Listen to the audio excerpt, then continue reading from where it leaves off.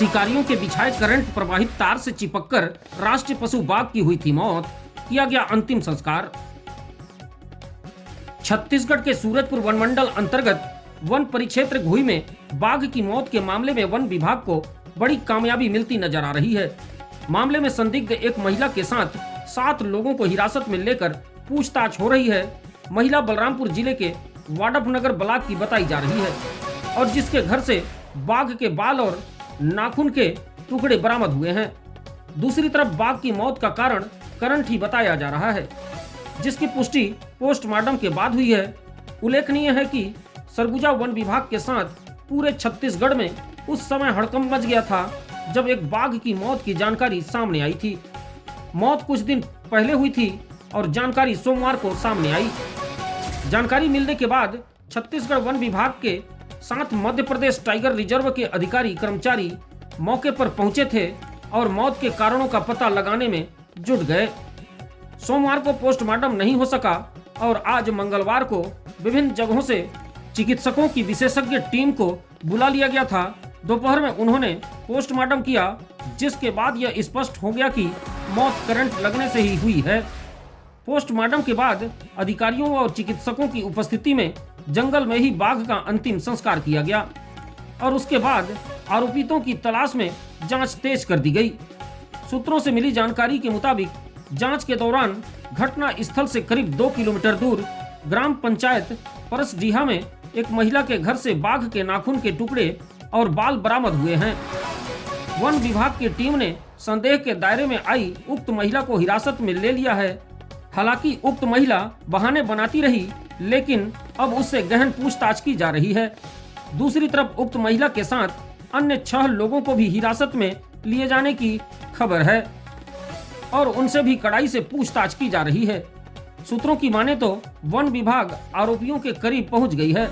बहरहाल बाघ की मौत से सभी सकते में थे और संदिग्धों तक पहुंचना राहत वाली खबर है।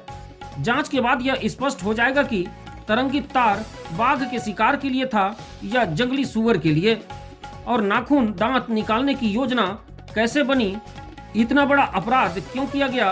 उम्मीद है 1 या 2 दिन में पूरी स्थिति स्पष्ट हो जाएगी। बाघ की मौत का मामला कितना बड़ा और संवेदनशील है, यह इस बात से समझा जा सकता है कि घटना की जानकारी मिलते ही छत्तीसगढ़ और मध्य प्रदेश के टाइगर रिजर्व के अधिकारी मौके पर मौजूद हैं। इनके साथ सूरजपुर वनमंडल के तमोर पिंगला अभयारण्य, वन परिक्षेत्र प्रतापपुर और वन परिक्षेत्र घुई के साथ साथ बलरामपुर वनमंडल के अधिकारी कर्मचारी मौजूद हैं। और सबसे बड़ी बात यह है कि जंगली सूअर के शिकार के लिए जंगलों के साथ जंगल के किनारे गांव में करंट बिछाने की बातें हमेशा सामने आती हैं। मामले में कभी कभार कार्रवाई की बात भी सामने आती है, लेकिन वन विभाग इस अवैध शिकार पर नियंत्रण नहीं पा सका है। सबसे बड़ी बात है कि सूअर के लिए बिछाए गए तार से कई हाथियों की मौत अब तक हो चुकी है और अब एक बाघ जो देश की धरोहर है, जिसका शिकार हो गया है। अब देखने वाली बात यह होगी कि सरकार इस घटना को किस तरह लेती है और जंगलों में करंट बिछाने के मामले में क्या करती है। बाकी पोस्टमार्टम जैसे कि आप सबको पता है एनटीसीए की गाइडलाइन है, उसके अनुसार से टीम गठित हुई थी और डॉक्टरों की भी टीम गठित हुई थी और उसके सभी के उपस्थिति में, जैसे कि आप लोग भी बहुत समय से आए हुए देखे हैं, तो सभी की उपस्थिति में ये पोस्टमार्टम की कार्यवाही की गई है। और पोस्टमार्टम में प्रथम दृष्टया ऐसा लग रहा है कि इस जो बाघ की डेथ हुई है उसका कारण जो है, जो इलेक्ट्रिक का करंट है वो है। उस एंगल में हर हल्लुक हम लोग विचार करते हुए कार्रवाई कर रहे हैं। कुछ क्लू मिले हैं, उस सबसे से एक स्नैपर डॉग का पूरा टीम कल से आया हुआ है। तो सर्च की कार्रवाई लगातार चल रही है और उम्मीद है कि जो आरोपी है बहुत जल्दी पकड़े जाएंगे। एक्चुअल में अभी तक जैसा यहाँ पर जानकारी मिली थी कि यहाँ बाघ का मूवमेंट नहीं होता था, तो अचानक ये 2-3 दिन पहले की ये जो घटना है, जो डेथ हुआ, तब ये हुआ कि इस एरिया में भी बाघ का मूवमेंट हुआ है।